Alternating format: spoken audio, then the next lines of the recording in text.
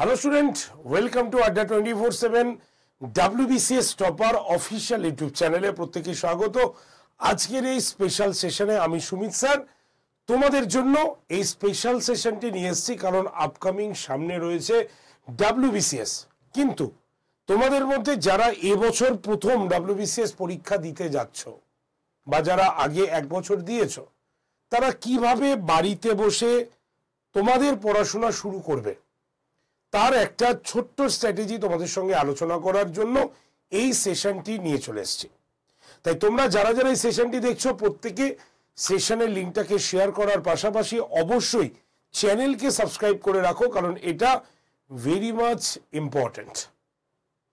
চলো let's start, শুরু করা যাক আজকের এই সেশনটি।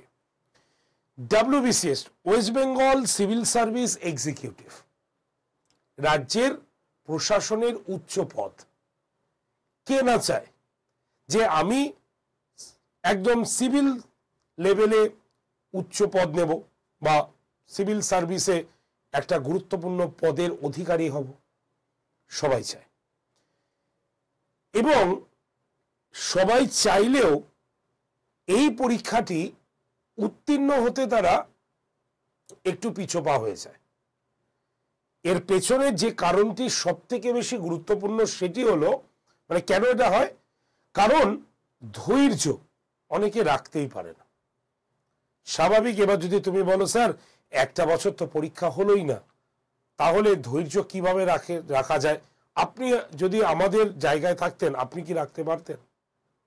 কথাটি বাস্তব, এটা আমি একেবারে অস্বীকার করছি না, কিন্তু তার পাশাপাশি এটাও তোমাদের স্বীকার করে নিতে হবে, এক বছর হয়নি বলে পরের বছর যারা পরীক্ষা দিতে যাচ্ছে তার সেই ক্যান্ডিডেটের সংখ্যাও কিন্তু বাড়বে, তারাও পরীক্ষা দেবে।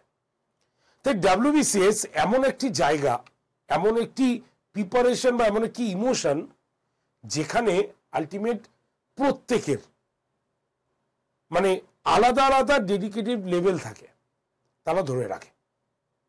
তোমাকেও তাই করতে হবে।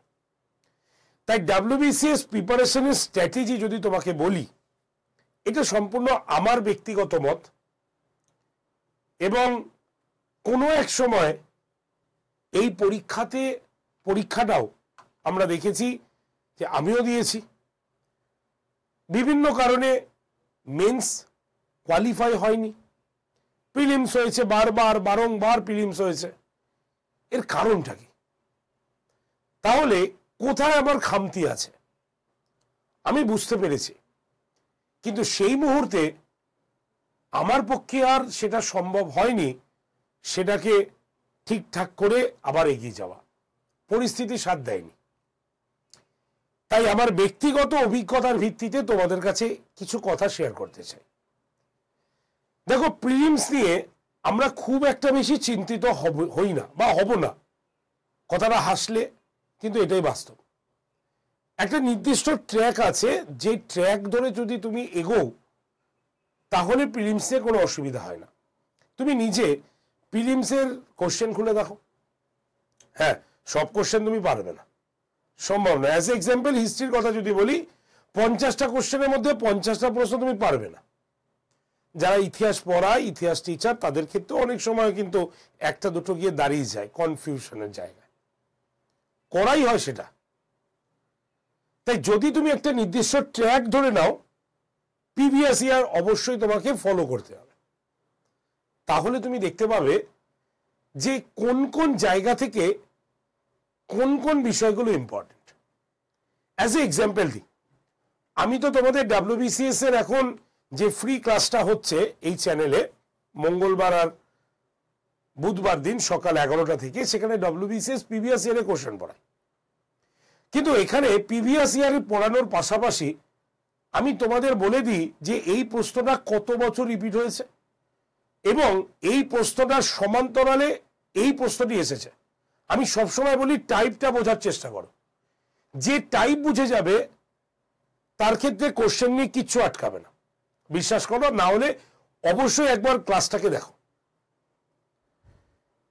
সবাই সব বিষয়ে কিন্তু পারদর্শী হয় না, হয় কি? সবাই সব বিষয়ে পারদর্শী হয় না। তখন আমাকে কি করতে হবে? আমাকে নির্দিষ্ট জায়গা ধরে নিতে হবে যে এই জায়গা থেকে আমাকে মার্কস তুলতে হবে। যেমন অ্যাজ এক্সাম্পল হিস্ট্রিতে 50-এ মিনিমাম তোমাকে 40 থেকে 45 আশা রাখতে হবে, টার্গেট রাখতে হবে যাতে আমি তুলতে পারি। ইংলিশে গিয়ে তুমি যদি দেখো তাহলে ইংলিশটা অনেকটা কমে যায়। ইংলিশটা আমাদের 25-এর মধ্যে আমরা 15টা ধরে রাখতে পারি।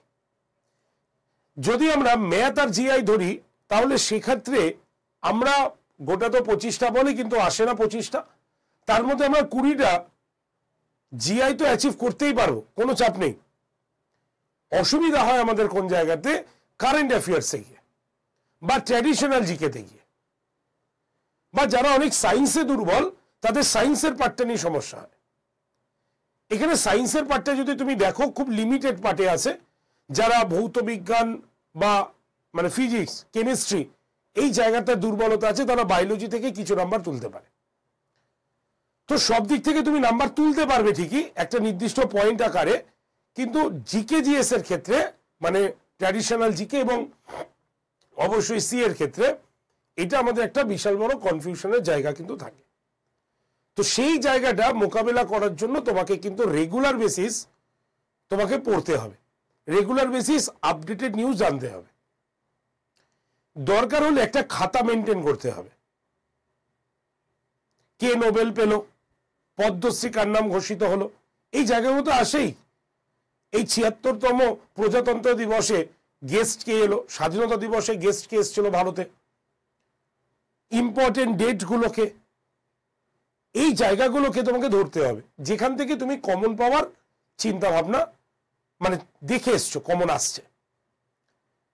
তো নিজেকে যতক্ষণ না পর্যন্ত তুমি স্ট্র্যাটেজি না বুঝতে পারবে, যতক্ষণ না পর্যন্ত তুমি ওই বিষয়ে কি কি প্রশ্ন আসছে সেটা বুঝতে না পারবে, ততক্ষণ পর্যন্ত তোমাকে কিন্তু কেউই সেই জায়গায় পৌঁছে দিতে পারবে না।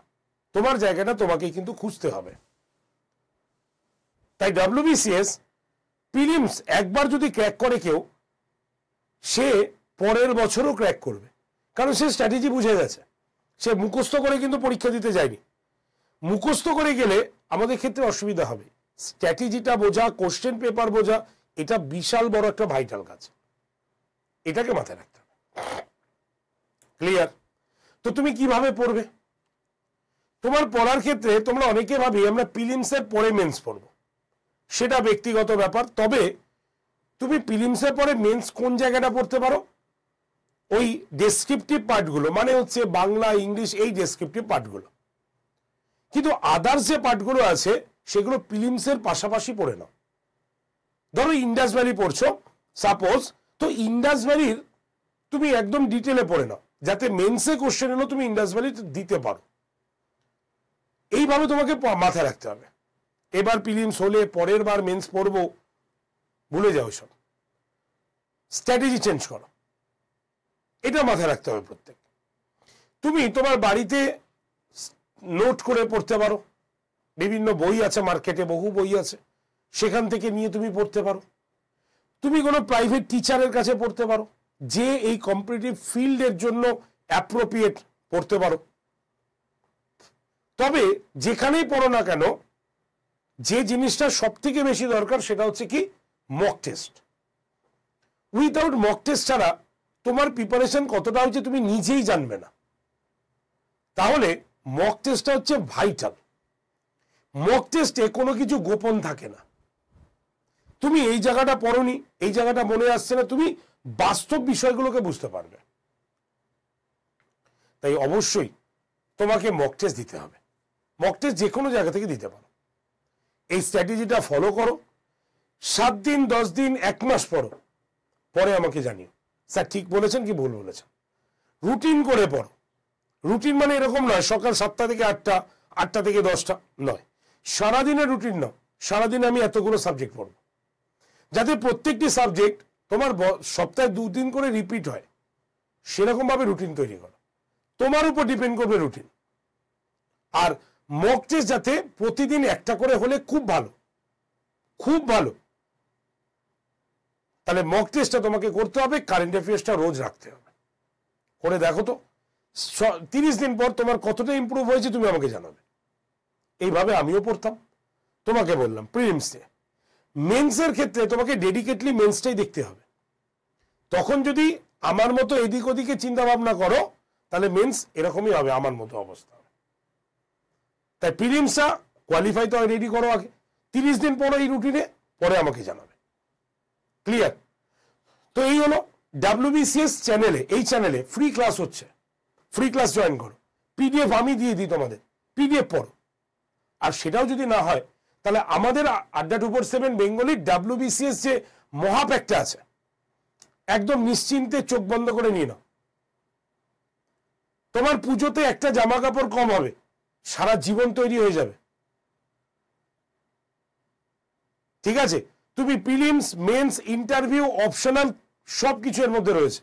তুমি নিজেই জানতে পারবে না তোমার WBCS প্রিলিমসের সঙ্গে সঙ্গে মেন্সের প্রস্তুতি হয়ে যাচ্ছে। তুমি মক টেস্ট দিতে গেলে বুঝতে পারবে।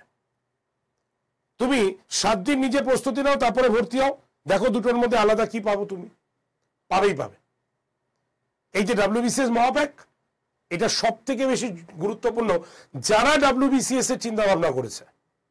বাইরে থেকে একটু কিছু কিনতে হবে না, তোমাকে কিচ্ছু কিনতে হবে না। কারণ এই ব্যাচে ভর্তি হলে তুমি 14টা প্রিন্টেড বই পাবে, এনাফ, দরকারও পড়বে না মাঝে মধ্যে বই পড়ার। তুমি এই ব্যাচে ভর্তি হলে মক টেস্ট পাবে, যেটা প্রতিদিন তুমি একটা করে দেওয়ার ক্ষমতা রাখবে।